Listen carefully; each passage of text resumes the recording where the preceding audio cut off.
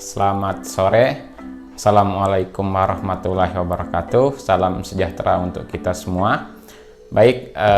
Teman-teman sekalian, dimanapun Anda berada ya, sudah lama saya tidak update video ini dengan menampilkan diri saya di depan kamera ya.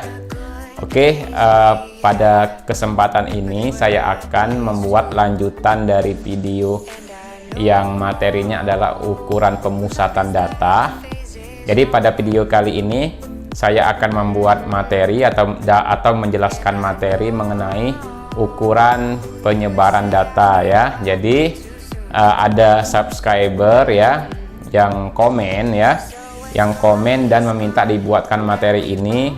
Saya akan coba menjelaskannya kepada teman-teman semua ya untuk ukuran penyebaran data ini.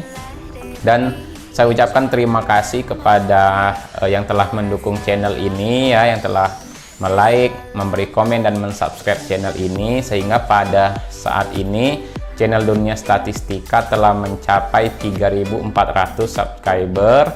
Mudah-mudahan ya channel ini terus berkembang dan dapat membantu kita semua dalam belajar bersama mengenai statistika, baik itu statistika dasar maupun statistika terapan dalam penelitian. Oke teman-teman, langsung saja saya akan menjelaskan materi tentang ukuran penyebaran data ya. Kita langsung aja ke laptop ya. Saya menjawab request dari subscriber ya. Nah, seperti biasa video ini akan saya upload di channel YouTube Dunia Statistika ya. Jadi teman-teman jangan lupa untuk mendukung channel ini dengan cara mengklik subscribe, komen, dan juga memberi like pada video yang saya upload. Sebelum kita masuk ke contoh soal ya dan rumus-rumusnya, kita pelajari dulu pengertiannya. Pengertian dari ukuran penyebaran data adalah ukuran yang digunakan untuk memberikan gambaran ataupun informasi yang lengkap mengenai bagaimana penyebaran data pengamatan terhadap nilai sentralnya, baik itu rata-rata, median maupun modus ya. Nah, pemahaman lebih lanjut ya. Nah, kita tahu bahwa rata-rata didapatkan dari jumlah data dibagi banyaknya data ya. Nah, jika teman-teman masih belum paham mengenai rata-rata, nanti dapat menonton video saya sebelumnya, nanti linknya akan saya taruh di deskripsi ya. Nah, saat kita bandingkan dengan data dengan rata-ratanya, ada yang lebih kecil dan ada yang lebih besar. Jadi kalau kita menghitung rata-rata, nilai asli atau data aslinya ada yang lebih kecil, ada yang lebih besar dari nilai rata-rata, dan ada yang hampir sama dengan nilai rata-rata. Jika sederetan datum itu artinya sederetan data ya, memiliki nilai yang hampir sama dengan nilai rata-rata, berarti dia bersifat homogen ya. Dan sebaliknya, jika dia memiliki nilai yang hampir jauh atau jauh ya dengan nilai rata-rata, dia bersifat heterogen ya. Jadi ini pemahaman dasar saja ya, apa itu ukuran penyebaran data. Nah, di materi ukuran penyebaran data ini yang akan kita bahas ada jangkauan ya atau ring, kemudian ada simpangan rata-rata atau SR, kemudian ada variansi atau ragam, dan simpangan baku atau standar deviasi. Untuk di video kali ini saya akan membahas dua dulu, jangkauan dan simpangan rata-rata. Untuk variansi nanti akan saya buat video lanjutannya ya, dan linknya akan saya taruh juga di deskripsi. Karena mengapa? Karena kamera saya tidak bisa merekam lebih dari 15 menit ya, dia akan off dulu ya. Itu akan sangat merepotkan saya sekali dalam proses editing. Jadi saya skip aja yang untuk yang nomor 3. Jadi kita fokus ke materi 1 dan materi 2 ya. Nah, pertama jangkauan atau ring itu ya. Nah, ini ada untuk data tunggal, ada juga untuk data kelompok.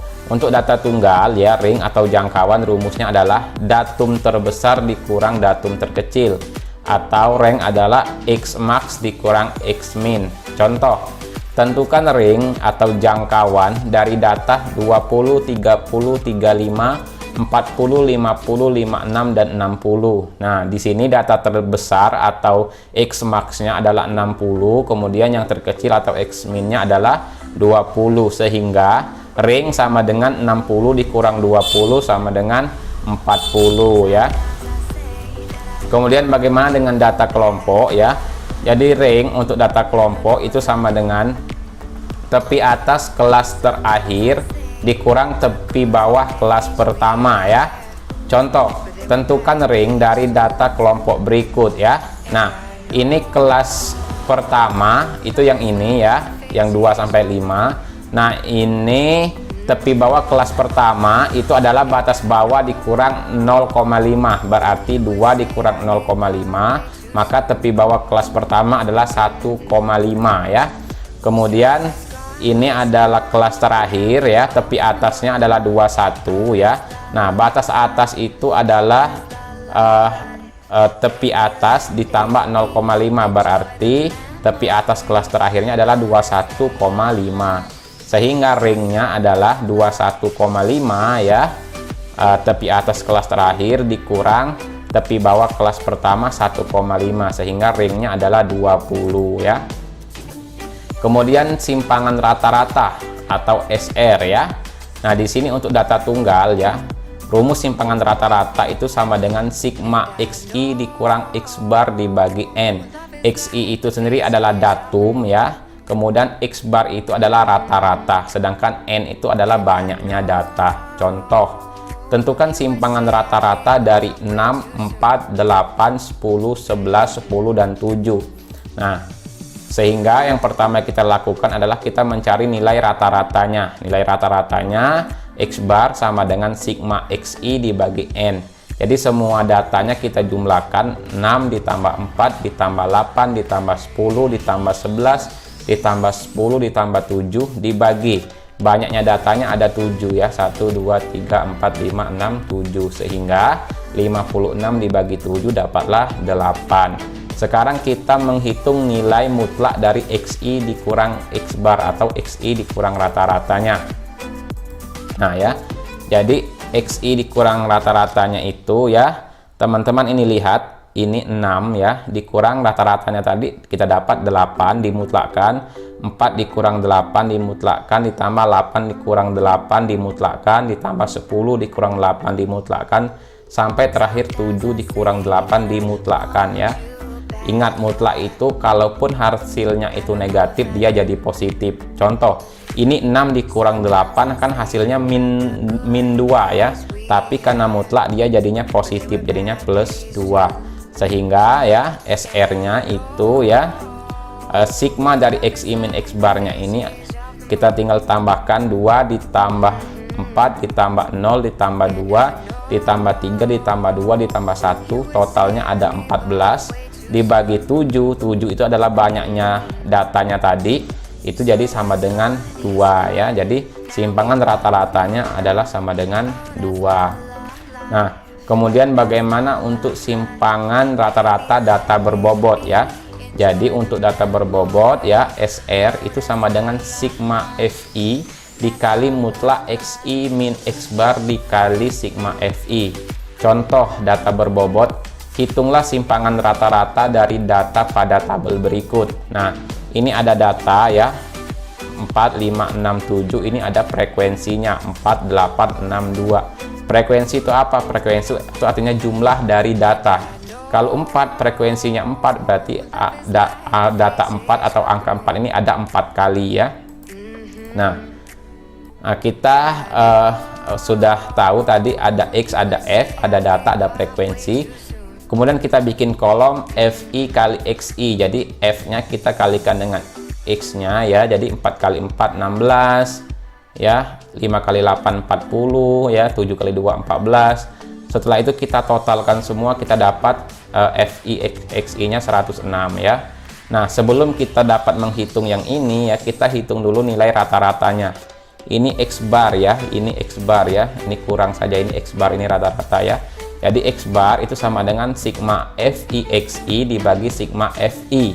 Sigma FI nya 20, FI XI nya 106, sehingga rata-ratanya 106 dibagi 20 sama dengan 5,3. Nah, setelah kita dapat, kita baru kurangkan XI dengan X bar. Jadi XI-nya 4 dikurang X barnya atau rata-ratanya 5,3 dimutlakkan ya. Jadi 4 dikurang 5,3 dapat 1,3. 5 dikurang 5,3 0,3 ya. 6 dikurang 5,3 0,7. 7 dikurang 5,3 1,7 ya.